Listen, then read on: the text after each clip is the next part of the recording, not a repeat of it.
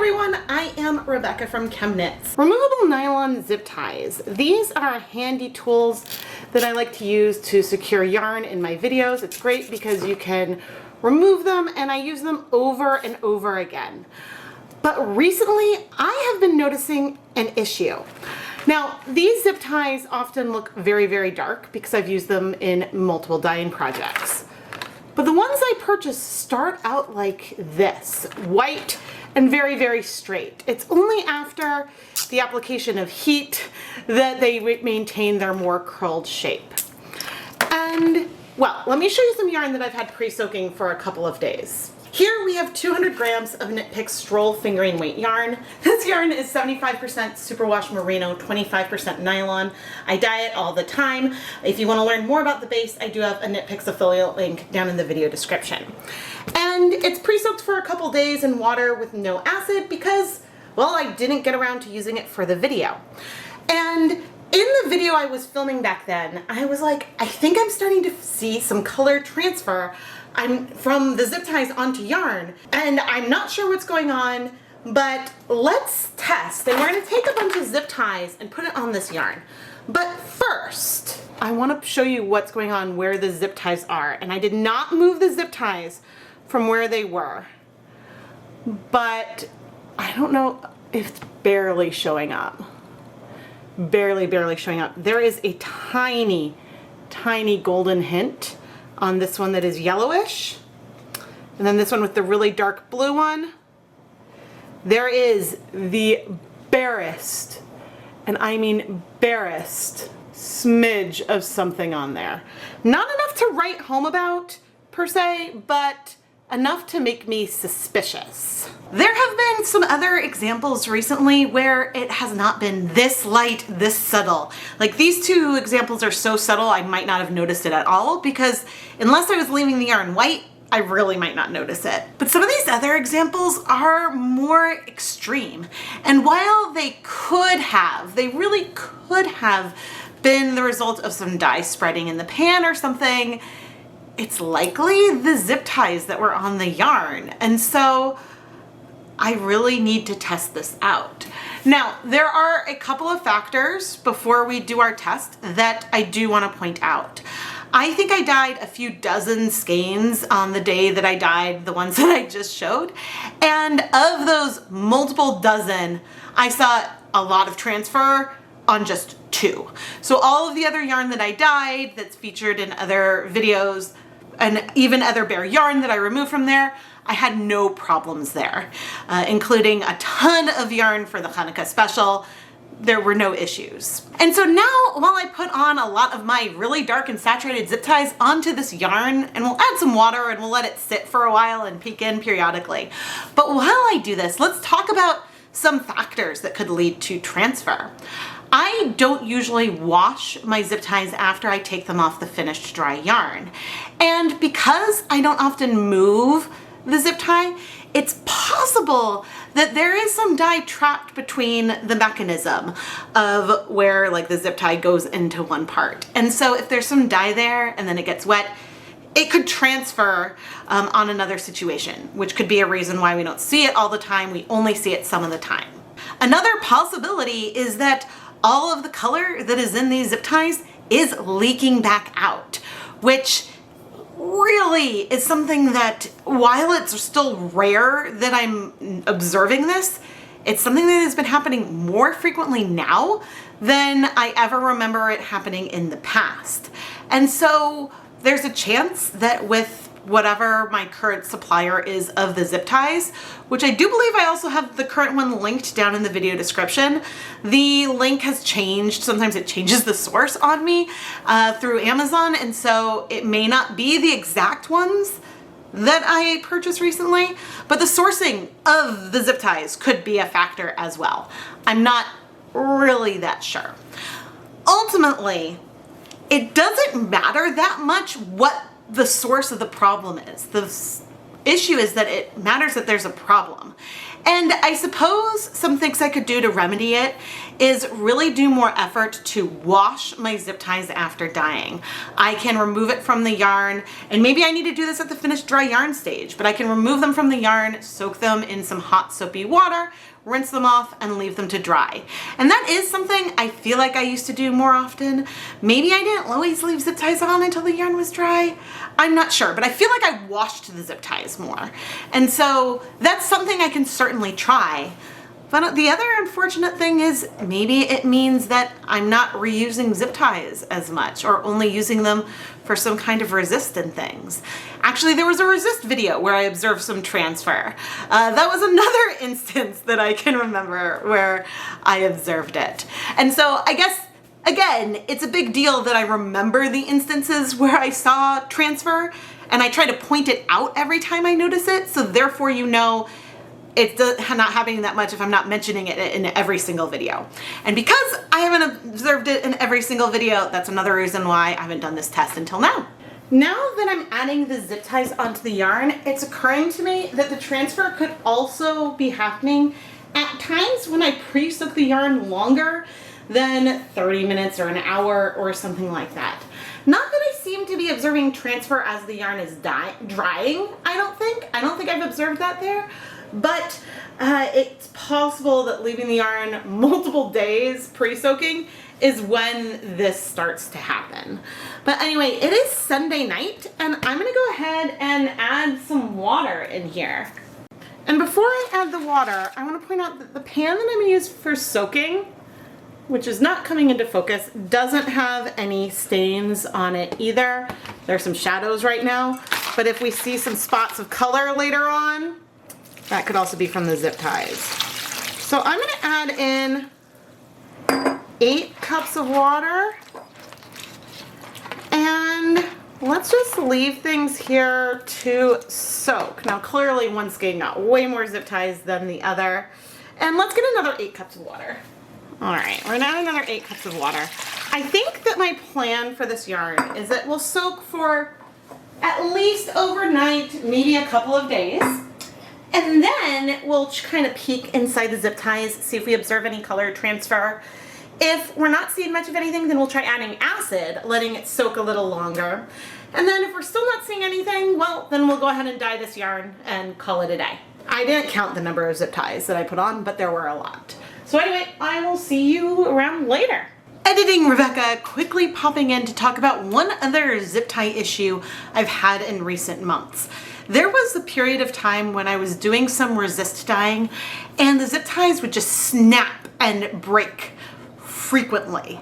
It happened over and over, mostly in the winter. And at the time, the box of zip ties that I had was stored next to a window where it was very, very cold.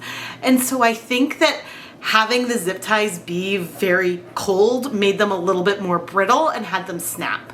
And so snapping and breaking is not an issue that I've had as things have been warmer, as we've gotten spring, summer, into fall. So I really think that there could be some temperature things involved sometimes as well. But that's not what today's video is about. Let's go check in and see if we see bleeding. It's not even 12 hours later, and we're getting some spread, a lot of spread from one of the zip ties. I'm not planning on moving anything yet, but that's the only one of the, let me quickly count, of the 21 some zip ties we have here. And that one is pretty extreme. So, I don't know. I wash the yarn always in the end, but I'm still often holding it by the zip ties.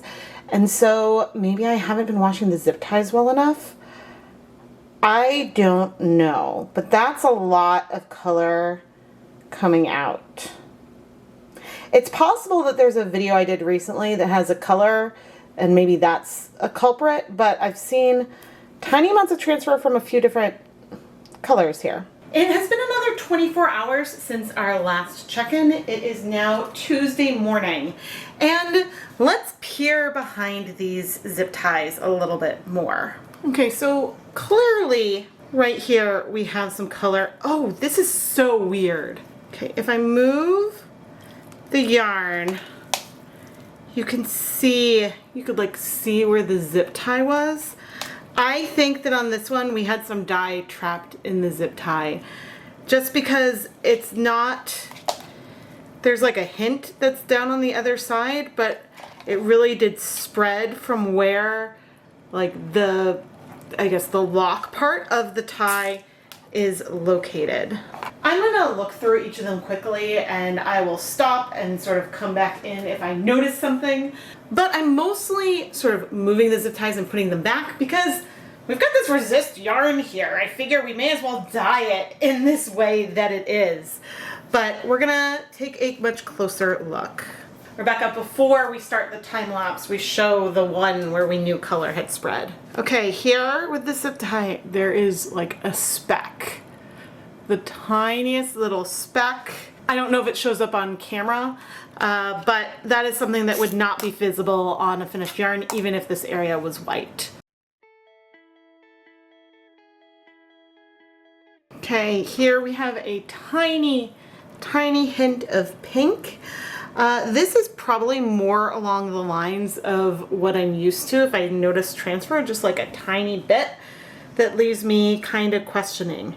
Now, I don't know, and I didn't pay close enough attention if that spot is around where this part of the zip tie was on the yarn or not.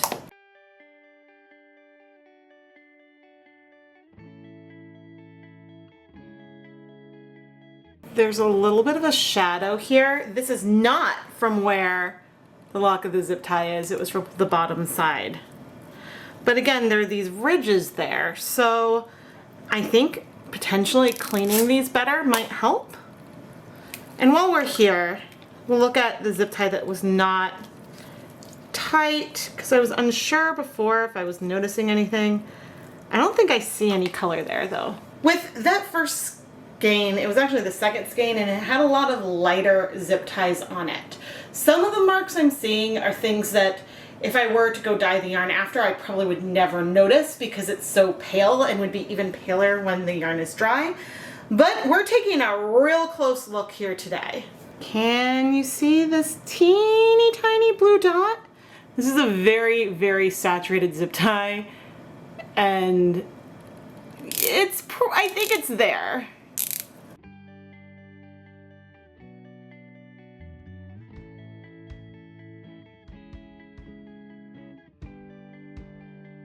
This green tie has some very, very slight transfer here.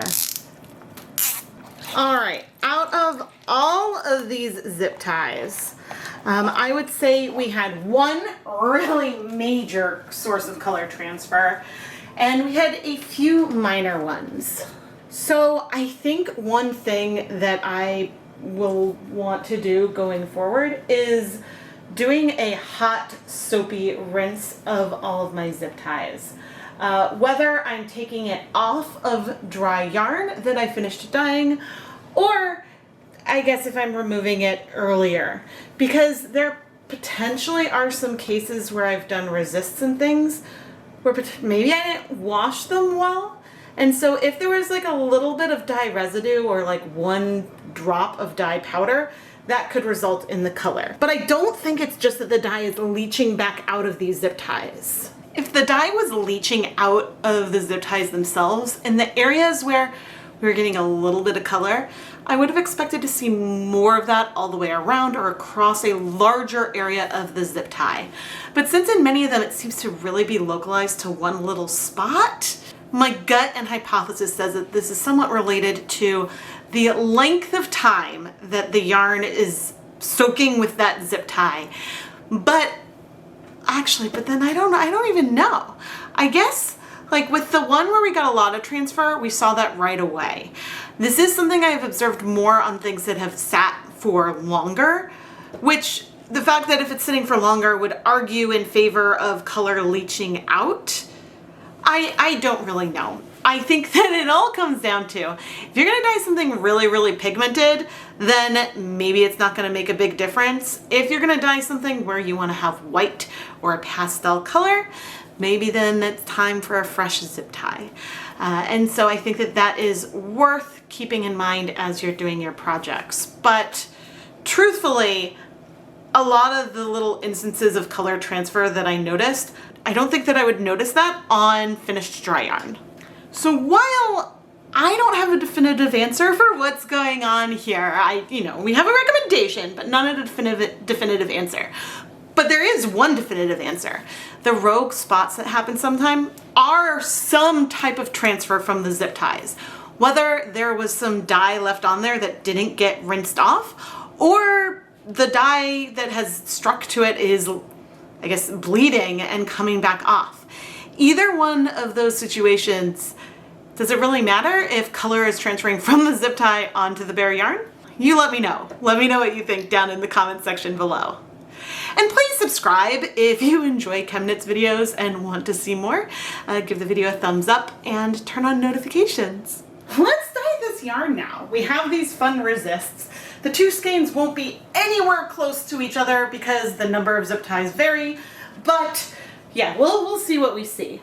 I set up a pot with 24 cups of water and added 50 milliliters of a 1% stock solution of Dharma's Cabernet acid dye. A little bit of this dye goes a really, really long way. And with the resist, I'm not sure how quickly this color will absorb. I added a great healthy splash of white vinegar and went to heat this for at least 30 minutes or until most of the color had absorbed. If there's a little color left over, I'm gonna let that be because we're gonna remove all these zip ties and dye another color. A color which I decided I would pick once I had removed the zip ties and saw how much of the Cabernet coverage we had on the yarn. After removing all of these zip ties, and we had a lot of them, 2 of them broke, which given how tightly they are, this is not a situation where breaking is unusual, although I don't think I've ever had them snap in the dye pot before. But removing them, I only see transfer in one of the spots. And that is this little bit of blue right here that honestly might almost completely disappear when it's dry and when you knit with it. It's a hint, and then when we dye over with another color, we may not see it. And I believe that that blue was one of the color transfers that I pointed out originally.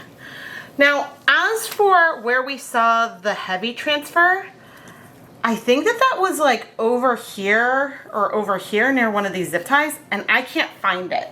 So that got pretty much covered up, which honestly is a good thing. Now, on our yarn that had fewer zip ties, we've got better color coverage and penetration. Yes, we've got some pastel areas here in the center, but mostly we have like light and dark patches. There's not huge sections of white like we have over here where we had way more zip ties, and so that added more resist, making it harder for the color to penetrate into the yarn. I went back and forth and debated what I wanted to do for the next layer and decided let's lean into our Cabernet, and we'll end up with a beautiful tonal yarn that has lots of contrast in it, but it should also be really, really nice. So I added 15 more milliliters of our Cabernet acid dye to the same dye bath we used before, added the yarn back in, and then heated things for at least 30 minutes or until all the color had absorbed. Voiceover, after the 30 minutes, there was still a little bit of color in the pan, so I added another splash of vinegar and 15 more minutes onto the timer. I think Cabernet is one of those colors where not everything might absorb right away, so after that last 15 minutes, I turned off the heat to let the yarn cool in the pan. And as for these zip ties, we are gonna just soak these in some warm and soapy water. And we'll wash it again later, but this is a step that doesn't happen as often anymore. I mean, technically they get washed when we're washing the yarn, but sometimes they aren't all the way in the wash bath, so they deserve their own moment.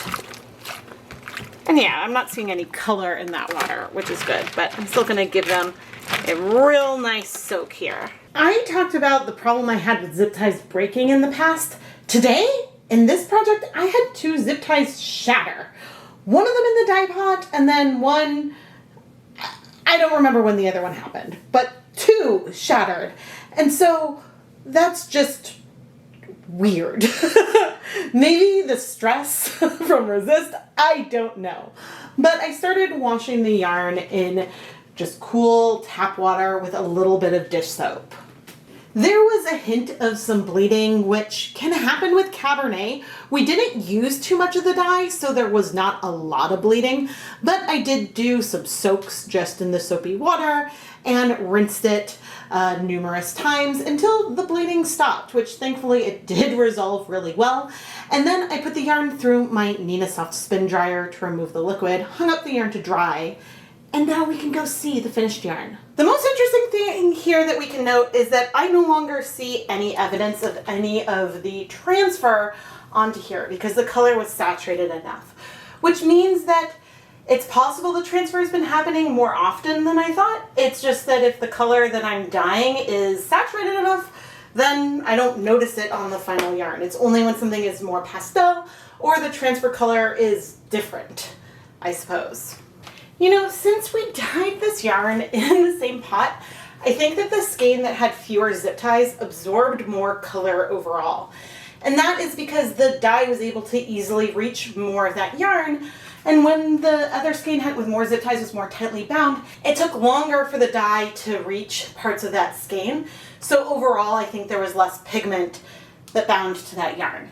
And the only real way to control for this would be to have dyed the yarn in separate pots, so that way each of them was absorbing a similar amount of dye.